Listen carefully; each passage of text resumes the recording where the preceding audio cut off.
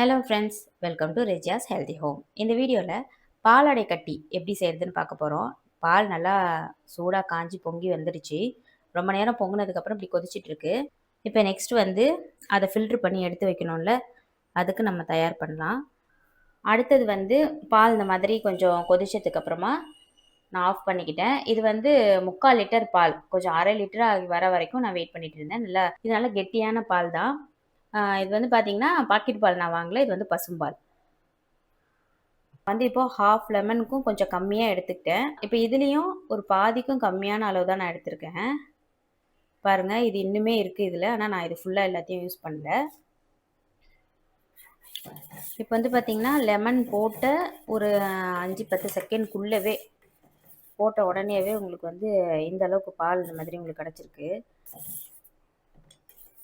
கொஞ்சம் நேரம் வெயிட் பண்ணால் ஃபுல்லாக உங்களுக்கு அது எவ்வளோ வந்து பால் அந்த திரஞ்சி போன மாதிரி உங்களுக்கு வருமோ அவ்வளோ கிடச்சிடும். அதனால் கொஞ்சம் இந்த மாதிரி பண்ணிக்கிட்டே இருக்கணும். இப்போ பார்த்தீங்கன்னா நான் அந்த தட்டிலே ஊற்றி வச்சிடலான்னு சொல்லிட்டு தான் நான் துணி போட்டு வச்சுருந்தேன். ஆனால் வந்து தண்ணி இறங்கி தட்டிலேயே தானே நிற்கும், அது வந்து ஃபுல்லாக ட்ரை ஆகாதுல்ல. அதனால தான் இது மாதிரி ஒரு கப்பில் போட்டு இப்போ வந்து ஃபில்ட்ரு பண்ண போகிறேன்.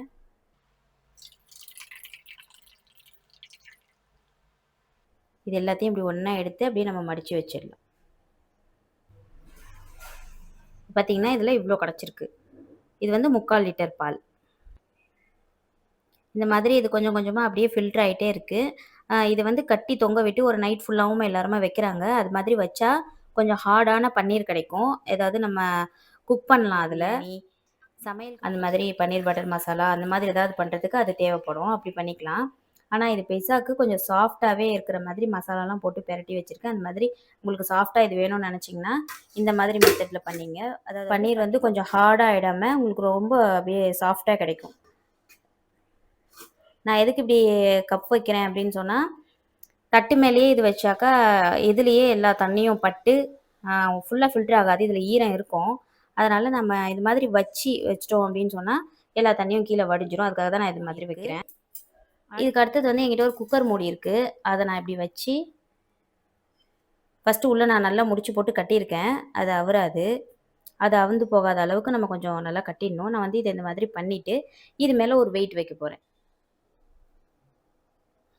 இந்த மாதிரி வச்சு அப்படியே நம்ம கொஞ்சம் நேரம் விட்டுற வேண்டியது தான்.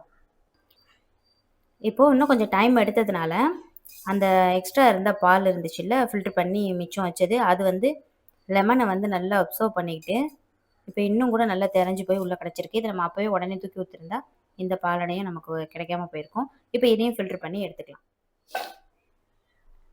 இப்போ வந்து 2.5 மணி நேரம் ஆயிருக்கு. இதில் இருந்த தண்ணி எல்லாமே ஃபுல்லாக நல்லா வடிஞ்சிருக்கு. நான் சாஃப்டாக தான் இருக்குது. இப்போ தான் நான் இதில் இருக்கிற வெயிட் எடுக்கிறேன்.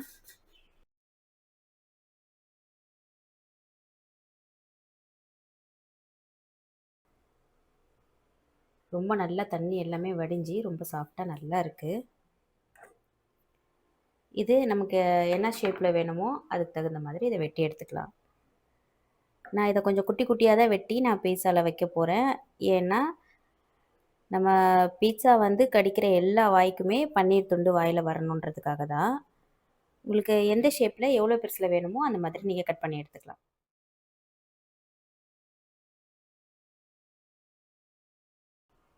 இதுவே இதில் ரசகுல்லா பண்ணுற மாதிரி இருந்துச்சுன்னா இதை அப்படியே திரும்ப இப்போ நான் வந்து 2.5 மணி நேரம் ஆயிருக்கு. இதை நான் இதை இப்படி வச்சு எடுத்திருக்கேன். ரசகுல்லா பண்ணுற மாதிரி அது மாதிரி ஏதாவது இருந்துச்சுன்னா ஜஸ்ட் இதை ஒரு 1/2 மணி நேரமோ 1 மணி நேரமோ மட்டும் அந்த மாதிரி ஃபில்ட்ரு பண்ணி வச்சு எடுத்துகிட்டு உடனே நீங்கள் இதை கையால் பிசைஞ்சு செய்ய ஆரம்பிச்சிடலாம். கையால் பிசைஞ்சு தட்டி நம்ம பாலில் இதை போட்டுக்க வேண்டியது தான்.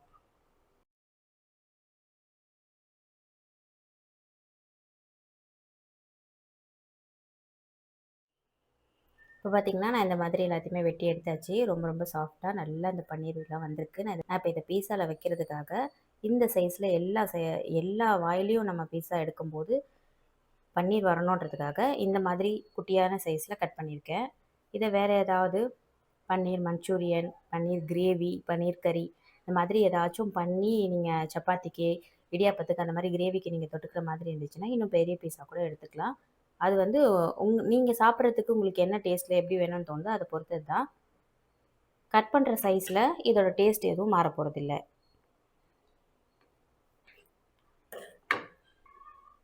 அடுத்தது எல்லா பன்னீரையும் ஒரு கப்பில் எடுத்துக்கிட்டேன். இது வந்து பீஸா மேலே வைக்கிறதுக்காக செஞ்ச சாஸ் இது. இதையும் நான் இதில் ஒரு டேபிள் ஸ்பூன் சேர்த்துக்கிறேன். ரொம்ப லைட்டாக கொஞ்சமாக கரம் மசாலா தூள். இதில் உப்பெல்லாம் சேர்த்துக்காதீங்க, ஏன்னா இந்த சாஸ்லேயும் உப்பு இருக்குது. பீஸாவில் கடிக்கக்குள்ளவும் இது சின்ன சின்னதாக தான் தென்பட போகுது, அதனால் இதுக்கு உப்பெல்லாம் வேண்டாம். வேறு ஏதாவது இதில் சீசனிங் நீங்கள் சேர்த்துக்கணுன்னாலும் நீங்கள் சேர்த்துக்கலாம்.